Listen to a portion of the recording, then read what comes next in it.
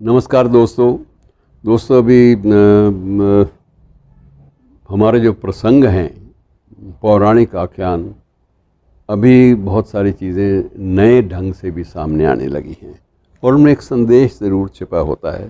पिछले दिनों मुझे एक लेख पढ़ने का अवसर मिला। लेख के लेखक थे आशुतोष गर्ग और काफ़ी चर्चा का नाम है, लेकिन कुछ एक नए तथ्य उनके माध्यम से, यद्यपि उन्होंने क्रिएट नहीं किए, ये पौराणिक आख्यान हैं, लेकिन फिर भी जिसके माध्यम से भी चीज़ें जानकारी में आए, हमें उसका नाम लेने में कोई संकोच नहीं करना चाहिए। मित्रों, ये प्रश्न ये है इसमें, इस प्रसंग में, कि पृथ्वी का नाम पृथ्वी कैसे पड़ा। ये एक, क्योंकि इससे पहले तो सिर्फ धरती थी और धरती के अलग अलग राजाओं के वंशजों के नाम से उसको पुकार लिया जाता था। तो इसकी भी एक कथा है, प्रसंग है, जो रोचक भी है और साथ में एक संदेश भी उसमें छिपा हुआ है कि हमारी इस धरती को पृथ्वी नाम कैसे मिला। इसके बारे में जो कथा है, जो पौराणिक आख्यान हैं, जिनके बारे में इस लेखक ने भी कुछ बताया है और कुछ पौराणिक आख्यानों में इसका अक्सर उल्लेख मिलता है कि ध्रुव का नाम तो आपने सुना होगा। ध्रुव तारा भी साधना से, तपस्या से जुड़ा हुआ है और ध्रुव जो तारा है उसका एक वंशज था राजा अंग। बाद में उसका अंगराज के रूप में भी हमें उल्लेख मिलता है। तो राजा अंग जो था वो, इसका शासन था पूरी धरती पर कहते हैं शासन था उन आख्यानों के अनुसार। और वो बहुत वेदों का भी ज्ञाता था, विद्वान भी बहुत था।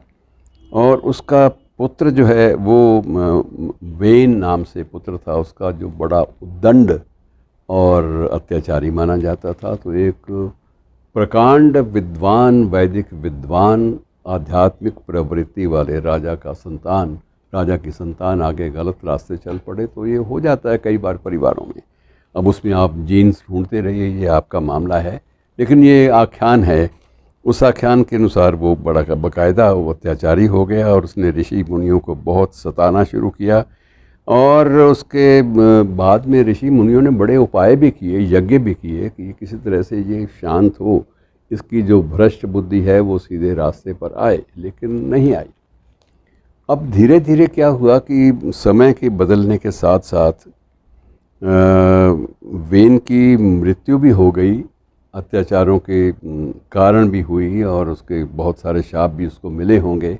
लेकिन उसके बाद भी धरती जो है वो बाकायदा पूरे अपनी सामर्थ्य के अनुसार उत्पादन नहीं कर पाई, बंजर हो गई धरती बहुत सारी।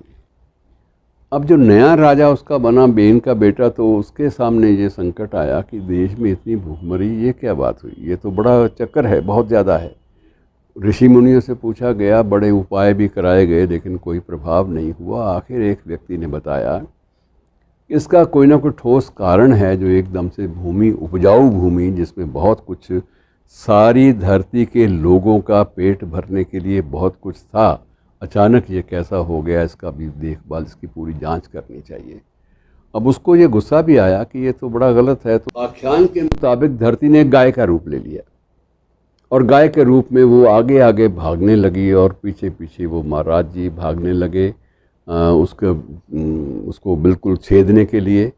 और बाद में एक स्थान पर गाय रुक गई, फिर उसने रोका कि आप तीर मत चलाइएगा, मैं आपको इसका बताती हूँ क्या है, कारण क्या है। कारण ये है कि आपके और आपके पिता के बीच में कोई भी राजा नहीं था, शासक नहीं था।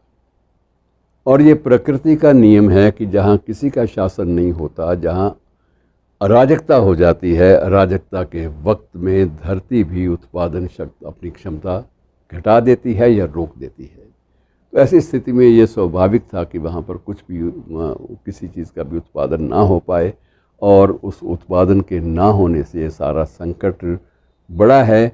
अगर आप मुझे मेरी हत्या भी कर देंगे तो उससे और ज़्यादा धरती जो है वो, उसका विनाश हो जाएगा। और उसका तरीका ये है कि आप अपने हाव भाव में कोमलता लाइए, स्वभाव को बदलिए, हिंसा को त्यागिए और जहाँ भी मेरी अनुकृति के अनुसार, ये मेरे रूप में गौएं मिलें, पशु मिलें, उनकी सेवा कीजिए। अगर आप ऐसा करेंगे तो निश्चित रूप से आपको और आपकी इस धरती को इस संकट से मुक्ति मिलेगी। उस पोते का नाम था पृथु। अब पृथु ने जब इस बात का प्रयास किया कि जितने भी जानवर हैं, परिंदे हैं, इन सब की सेवा की जाए और इन सब की सेवा के बदले इनसे कुछ आशीर्वाद लिए जाएं, इनकी शुभकामनाएं मिलें, ये दुआएं दें, तो उसके बाद निश्चित रूप से उत्पादकता बढ़ जाएगी।